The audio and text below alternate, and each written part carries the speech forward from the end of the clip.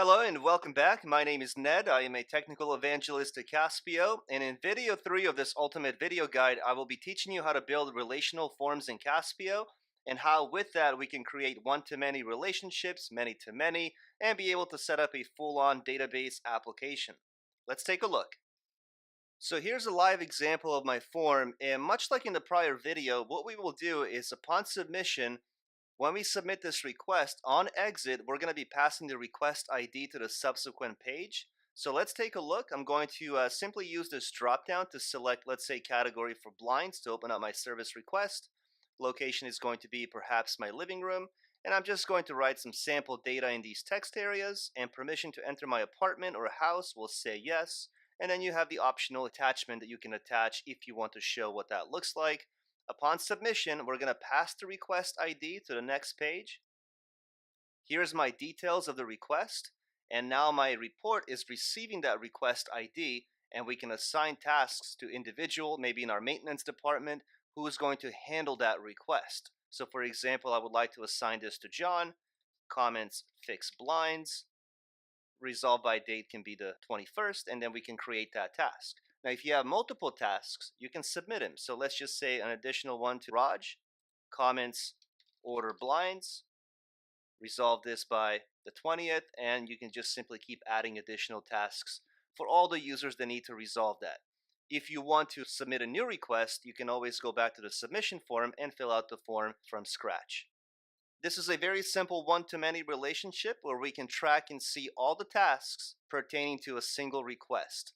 And in this video, I'm going to show you how to create that relationship between the two tables. Okay, so now let's go to Caspio and learn how to build this functionality. If you've seen the first two videos, you already understand the process of what it takes to build an application in Caspio. All you need to do is click on this link, New App. And then you have two choices. You can either import data from Excel or Access database, or you can build your application from scratch. Next step is to give your application a name. I'm just going to call this something simple, relational form, and click on Finish. As soon as you click Finish, you'll be able to see that application listed on the home screen. From here, you want to click on the Open link. And when you open the application, you're going to locate these objects on the left-hand side. The most important place where you want to begin building your applications is always going to be in the tables object. Tables are the foundation or the backbone of any application you develop, so you always have to begin here first. This very simple functionality that I'm building for this app only has 4 tables. We're going to have one table that's going to store all the requests, one table that's going to store all the tasks, and then we have 2 additional tables that will serve as lookup tables in our dropdowns. So let's begin building our very first table. And the first field that I always like to add to my tables is some kind of a unique ID to uniquely identify each row in the table. So let's begin with request ID. And as for my data type, I'm going to select random ID, even though you have other options for ID types if you'd like to choose a different one. Underneath request ID, I'm going to have category. Let's add location, full description, access instructions, permission to enter. Let's add a few more fields, attachment, request status, and let's have 2 more fields, date submitted and date updated.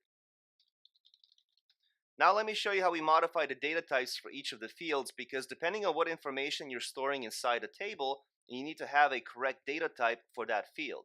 For my description field, usually you want to select text 64,000 so you can type in more text.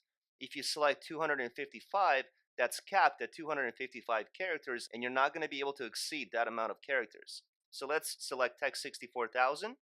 For the attachment field, instead of text 255, you want to select file data type so that you can attach a PDF document, maybe an image or a Word document.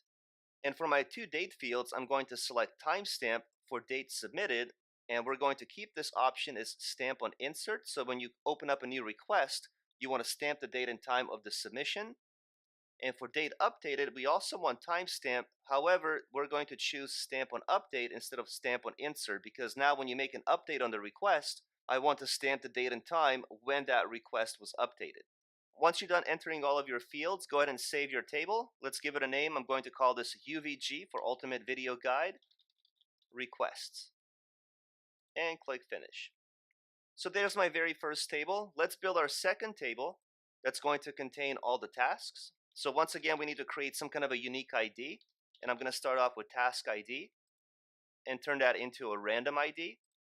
I also want to have request ID in this table, and we're going to keep that as text255. The request ID in this table is going to become a foreign key. What we're trying to accomplish is to stamp the request ID from the requests table into this table, because if you have that same ID across two or more tables, it's a common value. Now you're associating the data via that common value, and you're establishing a relationship between two tables. Let's continue. Underneath request ID, let's have perhaps assign to. So if you want to assign this task to a certain employee in your maintenance department, you can do something like that. Underneath that field, let's have comments. And the last field that I'm going to add is resolve by date. For my comments, because we're inputting more text, we want 64,000. Resolve by is going to be a date field because I want them to be able to select a date when that task should be resolved by. And then once you're done, click on Save, and let's call this UVG Tasks. Now for my last two tables, they're going to be very simple lookup tables that we're going to be using inside the dropdowns on the submission form. So let's build a first table, and I'm only going to have one field called Category. Let's save the table and call it UVG Categories Lookup.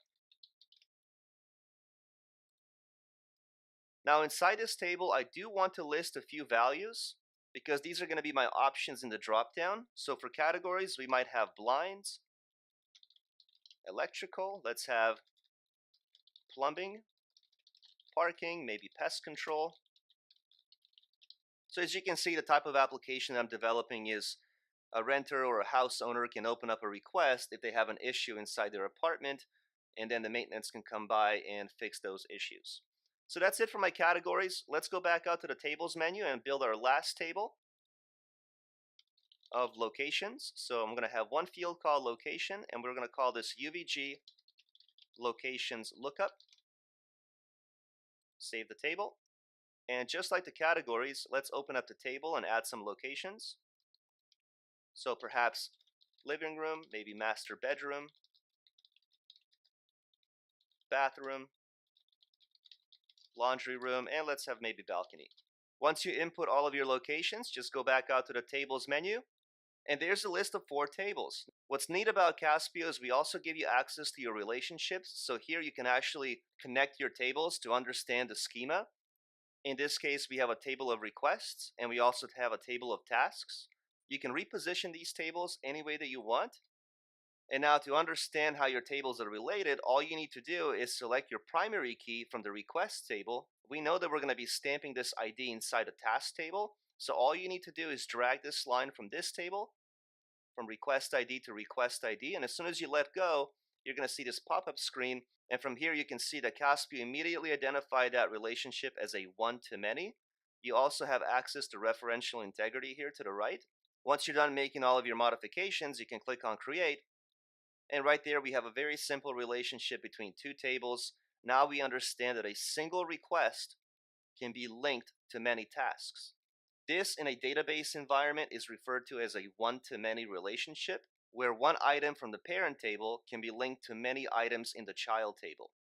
Now what we need to do is go to data pages to create all of our application user interfaces. If you've seen the other 2 videos, you already have some understanding how to build data pages in Caspio. All you need to do is click on this link at the top, and then Caspio has a very easy to use and intuitive point and click wizard to help you build these applications. And the first application I'm going to build is a very simple submission form so that we can open up a new request. So I'll hit next. I'm going to select my data source table to be requests. That's where we want all the information to be stored. As for my data page name, I'm going to call this request form. I have a pre-configured style created for this presentation. I'm going to select that, and then let's continue. Now it's asking me what fields do I want to use in the web form. In this case, I'm going to include all the fields. And what's very important is you have to check this box to pass the ID on exit. which means if you submit the form, you're going to be passing this request ID to the subsequent page where you'll have additional data pages receiving that ID so that we can stamp that ID in the task table. But you'll see how that's done in a couple of minutes. Let's continue. For my category field and my location field, remember we created those two lookup tables? So now we're going to link those lookup tables to both of these fields as dropdowns. And to do that, select your field, select dropdown, and instead of custom values or lookup table, we're going to select both because my first option I would like to say select category. Make sure you delete the value because you don't want this to be stored in your table. And then under lookup table, find that table that contains all of your categories. Repeat the same process for location. Once again, select dropdown, select both. Your first option should say select location, delete the value, and then find that table that contains all of your locations. For these two fields, I would like for them to appear side by side in the same row. And to do that, select the category field, go to the Advanced tab, and say Continue Next Element on the same line. I want to position my label on top of the field, and I also want to position my label for the location on top of the field as well. For my full description, in the Standard tab, I want this to become a text area, and in the Advanced tab, all I'm going to do is say Label Position on top, and I'll do the same thing for Access Instructions. I'll put the label on top, and in the Standard tab, I will turn this into a text area. Permission to enter is going to be a very simple drop-down. I don't have a lookup table because I only have two options or two values that the users can select. So I'll create that to be a drop-down, and I will say yes as my default option, and then click on the new button and just type out no. For my attachment, you have up to 50 megabytes of a file that you can attach to the database. I think 15 megabytes will suffice. But another thing that I'm going to do here is put these two fields side by side. So select this field, go to the Advanced tab, and say Continue Next Element on the same line. I'm going to put the label on top. For my second field, I'm also going to put the label on top. And for request status, I could also have a drop down for this, but because it's going to be a brand new request, in the Standard tab, I'm going to hide this field and assign a default value of new. So now each time that form is submitted, it's automatically going to be flagged as new. But later on, as an admin user, you could have a drop-down where you change the status from new to perhaps in progress or completed. The last thing that I'm going to do is add a very simple heading to my form by adding a header and footer. And inside the header, I will say new service request.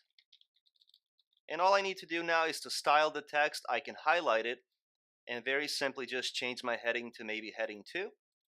And one last thing that I need to do is on the following screen, instead of seeing a confirmation message, go to a new page, and I need to add my URL of where I want the user to go when they submit that form. Now in my domain, I have created an additional web page, so let me show you. My page is called Form 3 Request Details. I'm going to copy that text. I'm going to paste that text here and just say .html. And I'm going to keep that URL relative, so it maintains the entire domain name. So basically what you're telling the system now is upon submission of that form, I want the user to be redirected to this URL. I will click Finish to save my changes. And now all you need to do is deploy that form to your website. Click on this link, enable access, copy the Caspio code, go to your HTML document. So here's my web page. Here's my placeholder. I'm going to paste that Caspio code.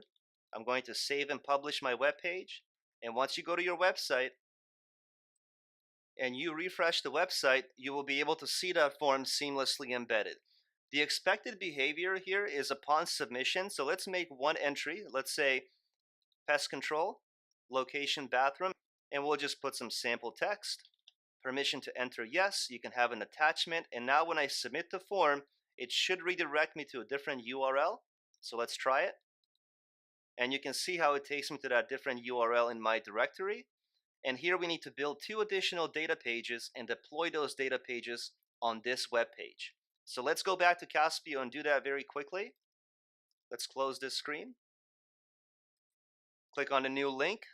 And the next data page that I want to build, under reports, is a very simple direct to details.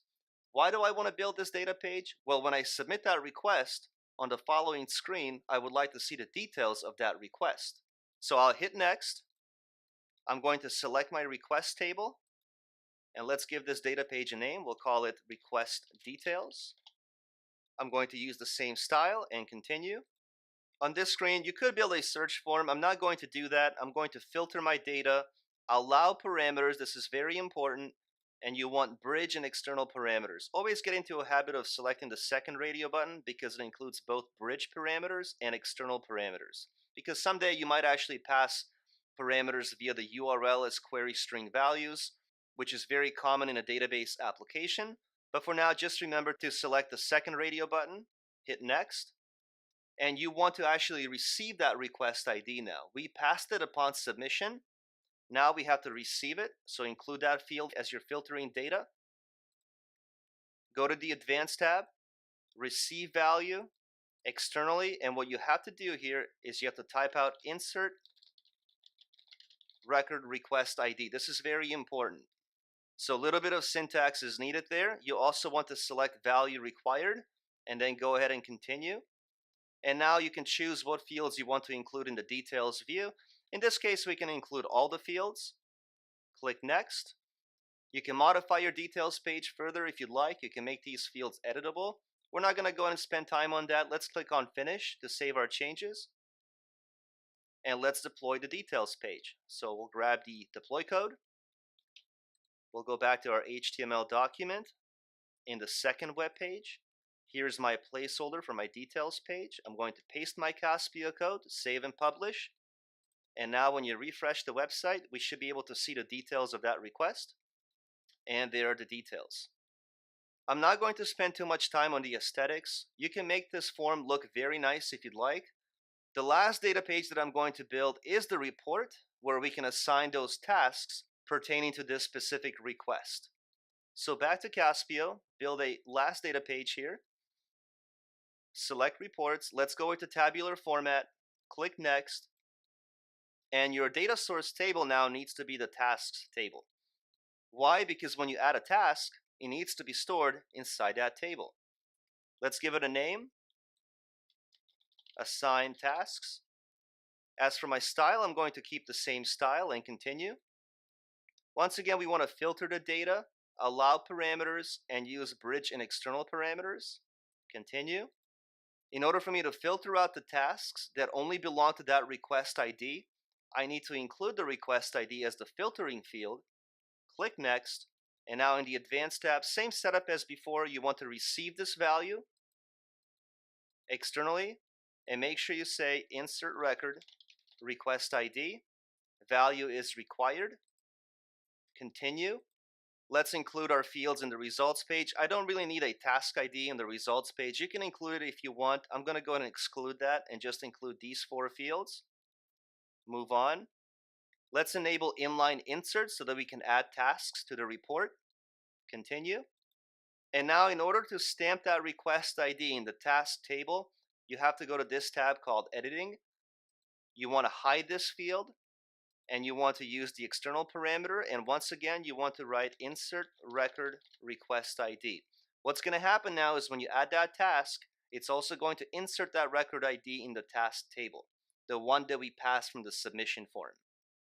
Assign to can be a very simple drop-down where you can pick one of your employees if you'd like. You could link this to a user table, which is what makes Caspio very powerful, because if you do have users logging into the application using their credentials, as an admin user, you could link to that table and quickly assign what user needs to maintain that task. But I don't have that table, so I'm just going to add a few names here as custom values. And maybe Carlos Jones. For our comments, let's turn this into a text area, and resolve by is going to be a date field with a calendar pop-up. Let's continue. Here you have some options on how many records you want to display per page. Let's keep it the way it is and continue. And let's go ahead and disable the details page for now. Click finish to save our changes, and let's deploy this last data page. Same way as before, I will grab my Caspio code, And then in my HTML document, I will find that placeholder, paste the code, go to my website, refresh, and there's my report. Let me just walk you through the process here. When you submit that request form, you're passing the request ID to this web page. This details page is receiving that request ID. This is why you're able to filter the details. And this report is now also receiving that request ID that we passed from the submission form. So now watch what happens when I create a simple task for John Doe. We'll say, please order the blinds and order the blinds by the 25th. We're going to hit add. And now you're creating that first task. Let's select the second one for Mary Smith. Please install the blinds. Let's set the resolve by date to be the 2nd of January. Click add, and you can see how quickly we're able to add those tasks pertaining to that request. To verify, to make sure that these tasks belong to that request ID, you can go to your tables.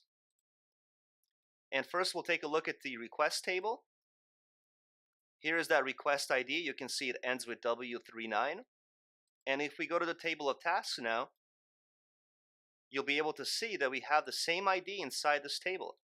And just by looking at this, you can now understand why this is a one-to-many relationship, because one request now has multiple tasks. And this is the common value between these two tables. And now you're associating the data between the two tables, and you have a relationship. This concludes the video on relational forms. There are other methods and different approaches on how you can do this in Caspio. This is just one method. You can also, as I mentioned earlier, you can pass IDs via the URL as query string values to receive them the same exact way. Sometimes it comes down to preference and also the type of application that you're developing. But this is just a very simple sample of an application, because you can make it much more robust and sophisticated if you add additional functionality and additional components in your application. I hope that you enjoyed the video, and hopefully I'll see you in the next one where I teach you how to build a payment form using Caspio. Thanks for watching.